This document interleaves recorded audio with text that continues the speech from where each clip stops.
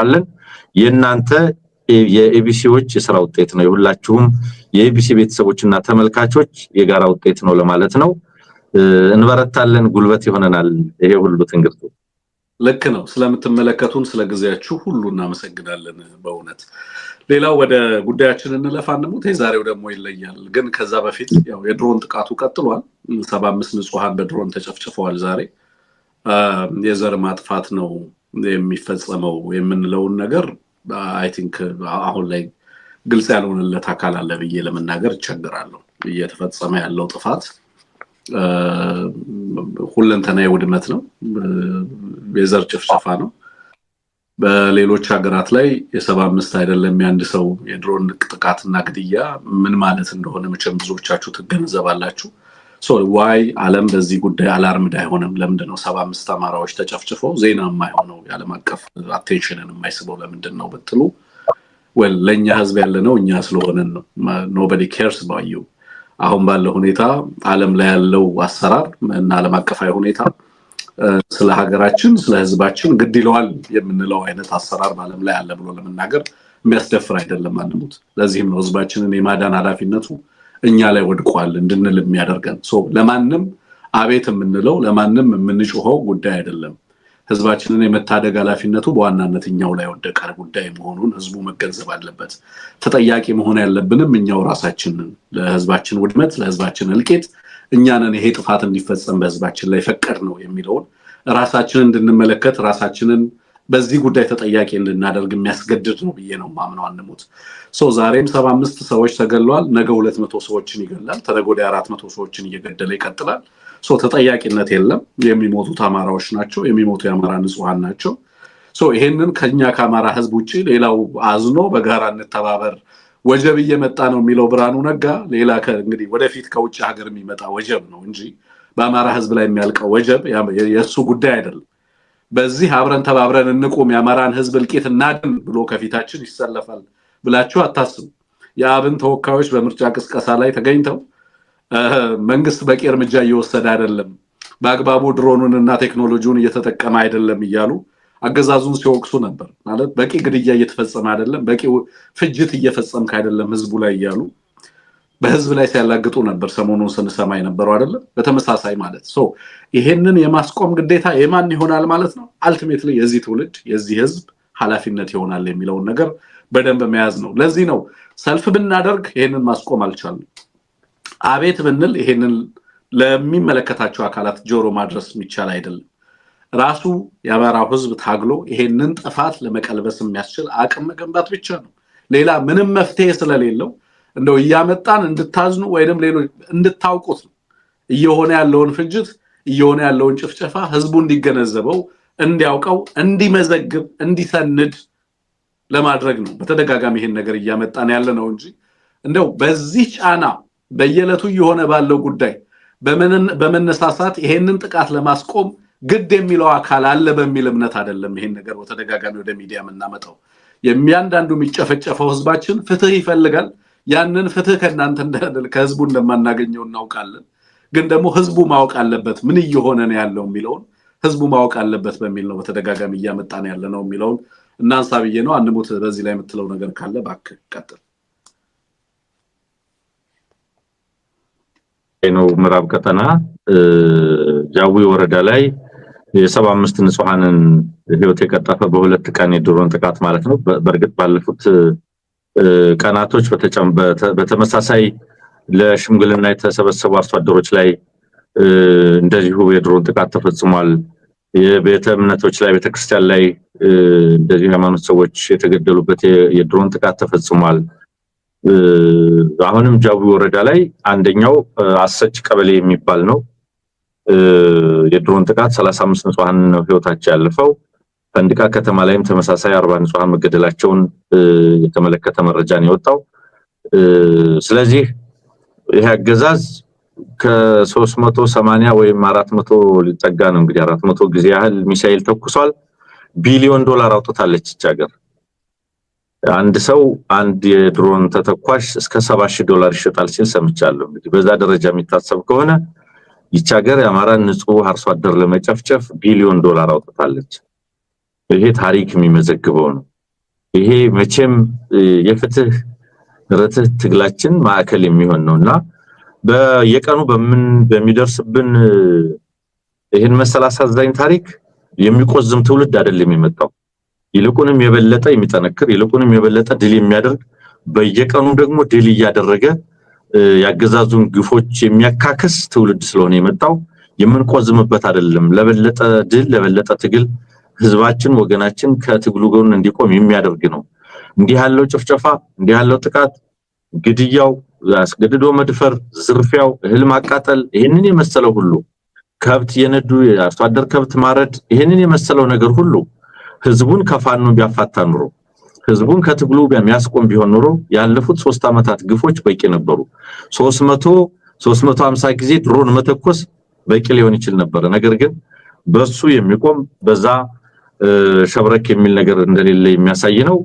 ስለዚህ ይሄንን ያገዛዙን ግፍ የሚያካክስ ምክንያቱም በየቀኑ በጣም በርካታ ድል እየተመዘገበ ነው ያለው። ያገዛዝ የልህ እርምጃ ነው እየወሰደ ያለው።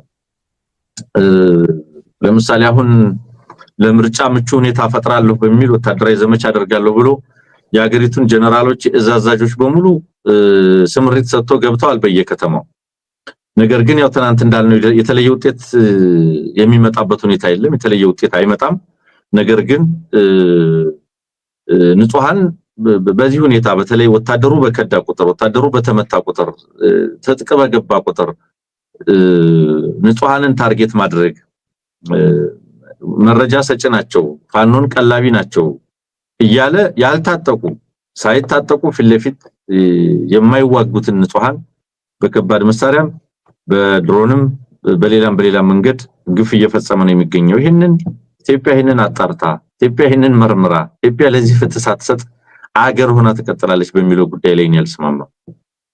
ኢትዮጵያ የጥቁር ለባሾችም የነጭ ለባሾችም አገር ሆና አትቀጥልም። ይቅርታ የሚባል ዲስኩር አይገባኝም።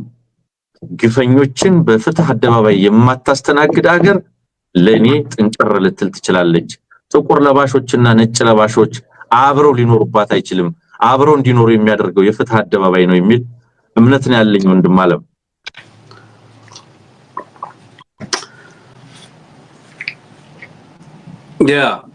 አንሙት ይሄንን እንግዲህ ለአድማጭ ተመልካቾቻችን እናድርስ በሚል ነው ምን መደረግ አለበት ምናምን የሚሉትን ጉዳዮች አይ ቲንክ በጣም በርካታ ቴክኒካል የሆኑ ጉዳዮች ናቸው በተደጋጋሚ የሚነሱት እንደ መፍትሄ ሲነሳ እሱን ወደ አድማጭ ተመልካቾቻችን ማንሳት እና እዚህ ማድረሱ ብዙ ተገቢ ነው ብዬ አላሰብኩኝም። የሁለተኛው ጉዳይ ከዚህ ካገዛዙ ኃይል ጋር በተያያዘ ነው። አንሙት ዛሬም በጣም በርካታ ወታደር ሲከዳ ነው ያለው። በአንድ በኩል ጭፍጨፋውን አጠናክሮ ንጹሃን ላይ በተለይ በድሮን የሚያደርሰው ጭፍጨፋ ቀጥሏል የሚለው ነው። በሌላ በኩል ግን ይሄንን ጭፍጨፋ የተጠየፉ ያገዛዙ የሰራዊት አባላት ደግሞ በስፋት አገዛዙን እየለቀቁ ወደ አማራ ፋኖ ብሔራዊ ኃይል ብሔራዊ ንቅናቄ እየገቡ ነው ያሉት። ዛሬም በጣም በርካታ ሪፖርት ነው ከዚህ ጋር ተያይዞ ስንቀበል ያመሸነው። አንሙት እሱን ሪፖርት ብታቀርብልን በአጠቃላይ ምንድነው የሚመስለው እሱ በተመለከተ ያለው ነገር? ይሄ ነው እንግዲህ ያገዛዙ ህመም ይሄ ነው። የወገን ኩራት ይሄ ነው። እኛ እንኮራለን በዚህ። ያገዛዙ ኃይል እየተናደ ነው። ይሄ ባለፈው 20 ቀን በነገር ላይ እኔ መረጃ አጠናቅሮልን ብለናል። እንግዲህ መረጃ እያሰባሰቡልን እንደሆነ ገምታለሁኝ። በጣም በርካታ ኃይል ነው እየወጣ ያለው። ለምን የሚለው እንግዲህ ባለፈው ደጋግመን ብለናል። ገፊ ምክንያቶች አሉ፣ ሳቢ ምክንያቶች አሉ ብለናል። የፋኖ አንድነትና መጠናከር ትልቁ የሰበት ማዕከል ሆኗል። ካገዛዙ ውስጥ ይሄ ሰራዊት እየወጣ ፋኖን እንዲቀላቀል ማለት ነው። አሸነፍነው ሲሉ ተበተነ ሲሉ በየጊዜው እየጠነከረ ያለን ኃይል ሄደህ መቀላቀል ያዋጣል። ደሞዝ ከልክሎ ወደ ሞት ቀጠና የሚወስድህን አገዛዝ እና ሰራዊት በአገር ስም በብሔራዊ ጥቅም ስም እዛ ውስጥ መቆየት እንደማያዋጣ ተረድተውታልና በርካቶች እየገቡ ነው። ዛሬ የመጀመሪያው መረጃ የሚነግረን ምንድነው? አፋብን ምኒልክ እዝ 3 ያገዛዙ ሰራዊት አባላት 101ኛ ኮር 35ኛ ክፍለ ጦርን ተቀላቅለዋል ነው። ሀብሮ ወረዳ ላይ መርሳ ዙሪያ ገንቦ በር ተራራ እንደ ዝንጀሮ ተሰቅሎ የሚገኘው ያገዛዙ ሰራዊት እየፈረሰ ፋኖን እየተቀላቀለ ነው የሚለው። ስለዚህ የ104ኛ ኮር ቃኝ ካረመኔው ስርዓት ጎን ሆነው አማራን አንጨፈጭፍም በማለት ከነሙሉ ትጥቃቸው ምኒልክ ዕዝን ተቀላቅለዋል ነው የሚለው የመጀመሪያው መረጃ። ሁለተኛው መረጃ የሚነግረን 8 ያገዛዙ ወታደሮች ወደ ፋኖ መግባታቸው ነው። ይሄ በምዕራብ አማራ ቀጠና ነው። በምዕራብ አማራ ቀጠና ወንበርማ ወረዳ ከመሸገው ያገዛዙ ወራሪ ኃይል ከነሙሉ ትጥቃቸው በመኮብለል የቴዎድሮስ ዕዝን 109ኛ ኮርን ተቀላቅለዋል ነው የሚለው። ስም ዝርዝራቸውም አለ። ስለዚህ ምንድነው የሚለው እነዚህን ጨምሮ 3 አባላት በድምሩ ሌሎች 3 አባላት በድምሩ 6 አባላት ከምስራቅ ዕዝ 73ኛ ክፍለ ጦር 3ኛ ረጅመንት አባላት 5 ጥቁርና 1 ሰደፍ ክላሽ እንደዚሁም 18 የክላሽ ካዝና 7 F1 ቦምብ በመያዝ በ109ኛ ኮር 88ኛ ክፍለ ጦርን ተቀላቅለዋል ይላል።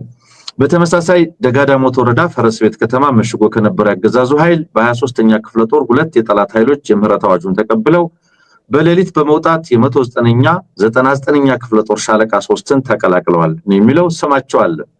አንደኛው 150 ክላሽ ጥይትና 1 የእጅ ቦምብ ይዞ መጥቷል።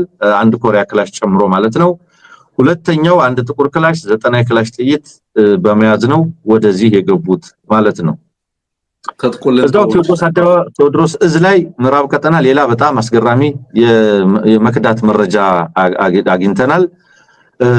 በዚህ ላይ በተለይ በዛሬው ዕለት ብቻ ነው የሚለው 16 የአብይ አህመድ ሰራዊት 24 ክላሽ በመያዝ 16ቱ 24 ክላሽ በመያዝ አፋብን ምዕራብ አማራ ቀጠና ቴዎድሮስ ዕዝን ተቀላቅለዋል። 4 ያገዛዙ አድማ ብተና አባላት 12 ክላሽ በመያዝ ተመልከት። 16ቱ የመከላከያ አባላት 24 ክላሽ ይዘው 4 የአድማ ብተና አባላት 12 ክላሽ በመያዝ አዲስ ቅዳም ከተማ ከመሸገው የአብይ አህመድ ሰራዊት በመውጣት ካምፕ በመውጣት 105ኛ ኮር 44ኛ ክፍለ ጦርን ቴዎድሮስ ዕዝ ማለት ነው ተቀላቅለዋል ነው። 6 የመከላከያ አባላት ከ73ኛ ክፍለ ጦር በመክዳት ከነሙሉ ትጥቃቸው 109ኛ 83ኛን ቅድም ያልኩት ማለት 88ኛን መቀላቀላቸውን ይጠቅሳል። 23 ከአብይ አህመድ 23ኛ ክፍለ ጦር እንደዚሁ ደጋዳሞት ላይ ማለት ነው ቅድም የተጠቀሰውን ያጠቃለሉበት መረጃ ነው። አንደኛው ይሄኛው 2 አባላት ከነሙሉ ትጥቃቸው ገብተዋል ነው የሚለው። ስለዚህ በአጠቃላይ በዛሬው ዕለት ብቻ ነው ቴዎድሮስ ዕዝን 16 አባላት በአጠቃላይ ቅድም የተጠቀስኳቸውን ጨምሮ በአጠቃላይ 16 ኃይል ወደ ፋኖ መቸለታ 25 አባላት ምኒልክ ዕዝ ላይ ሻምበል መሪያቸው ይዞ ወደ ፋኖ ገብተው ነበር። 25 አባላት ከነ ሻምበል መሪያቸው ማለት ነው። ዛሬ ደግሞ 16 አባላት ይሄን ሁሉ ክላሽ ይዘው ነው ወደ ቴዎድሮስ ዕዝ የገቡት ማለት ነው። 24 ክላሽ የያዙ ማለት ነው። ስለዚህ አድማ ብተና በተመሳሳይ ወደ ፋኖ መቀላቀሉን ቀጥሏል። በተለይ አንዳንዶቹ ቁጥራቸው አነስተኛ ሲሆን አሁን ለመዘገብም እየቸገረ ነው መሰለኝ። አንድ ሰው ገባ ተብሎ ብዙም እየተዘገበ አይደለም። በተለይ በሆነ መንገድ የሚገባ ከሆነ ብዙም እንደዛ ይሆን አይደለም። ግን በቡድን አሁን አገባቡ በግለሰብ ሳይሆን በቡድን እየሆነ እንደሆነ መመልከት ትችላለህ። እዚህ ላይ አንድ ያቀባበል መረጃ አለ። እንግዲህ በምዕራብ ጎጃም ዞን ጅጋ ላይ ነው ከንቲባን በመምታት ፋኖን የተቀላቀለ አንድ ጀግና አለ። ለሱ ምስጋናና አቀባበል በፋኖ አመራሮች ተደርጓል ነው። ማበረታቻ አለው። እንደምታውቀው ፋኖ የማበረታቻ ፖሊሲም አለው። ካገዛዙ መሳሪያ ይዘው ለሚወጡ ፋኖን ለሚቀላቀሉ ማበረታቻ ይሰጣል። ማበረታቻው የአይነትም የገንዘብም ነው። መሳሪያ ያው ፋኖ ይገዛል በተገኘው አጋጣሚና አንድ ሰው ክላሽ ይዞ ሲመጣ የክላሽ ዋጋ ይሰጠዋል።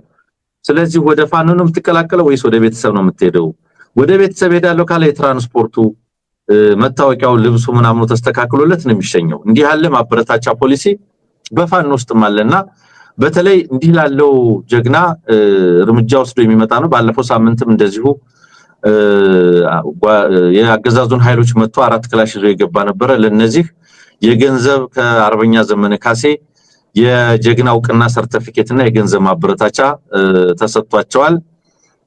በተለይ ለአንደኛው 2 እግር ክላሽ ማበረታቻ መሳሪያም ጭምር የማበረታቻ እንደተሰጠው ከክፍለ ጦሩ ያገኘነው መረጃ ነው ይሄን የሚያመለክተው። ይሄ ሁሉ ነገር የሚነግረን ቅድም ያልኩህን በየቀኑ በዚህ መጠን ካገዛዙ እየፈረሰ ይሄ ሰራዊት ምን ያርክ እንግዲህ እንደምታውቀው ነው። አንዴ ከአፋር ሰቆጣ ሁመራ ድረስ በከፍተኛ መጠን እንግዲህ ጉድ እየተባለ አገር ጉድ እያለ ተንቀሳቀሰ ያ ሰራዊት። ተመልሶ ደግሞ ከዛ ሰራዊት እየተነቀለ ደግሞ ተመልሶ ወደሆነ የጦርነት ሜዳ የምርጫ ምቹ ሁኔታ ፍጠሩ ተብሎ ግማሽ ወደ መሃል ሀገር እየተመለሰ ነው ምርጫውን ብናደርግ ይሻላል ጦርነቱ ውስጥ ቆይና ቆይ ያለ ይመስላል አብይ አህመድ